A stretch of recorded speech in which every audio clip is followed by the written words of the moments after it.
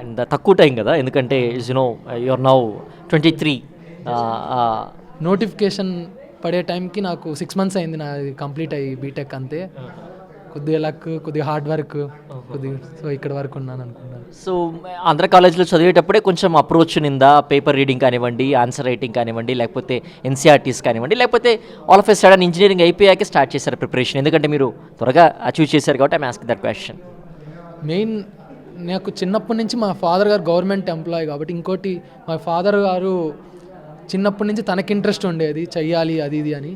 తను మిస్ అయినా నా మీద కొద్దిగా ఫోర్స్ఫుల్గా కాదు, అసలు మాట్లాడేయడము, వాళ్ళ ఇంటర్వ్యూస్ చూపించడము, అసలు పబ్లిక్ సర్వీస్ అంటే ఏంటి దానిపైన చిన్నప్పటి నుంచి ఇంట్రెస్ట్ ఉండిండే. బట్ నా మొత్తం అంటే బాగా ఇంట్రెస్ట్ వచ్చింది మాత్రం ఇంజనీరింగ్ ఫైనల్ ఇయర్లో. ఎప్పుడైతే నాకు ఖాళీ టైం దొరికిందో దీని మీద ఇంకా ఎక్కువ ఫోకస్ చేసి నా ప్రిపరేషన్ అంతా ఫైనల్ ఇయర్లోనే స్టార్ట్ చేసి దానికి ఆంధ్ర యూనివర్సిటీ అవ్వడం, గవర్నమెంట్ యూనివర్సిటీ అవ్వడం ఇంకా హెల్ప్ అవ్వడింది. సో ముందు చిన్నప్పటి నుంచే ఇంట్రెస్ట్ ఉన్నా, బట్ ఫైనల్ ఇయర్లో మాత్రం మెయిన్ ఇటు సైడ్ మొత్తం ఫోకస్ చేశాను.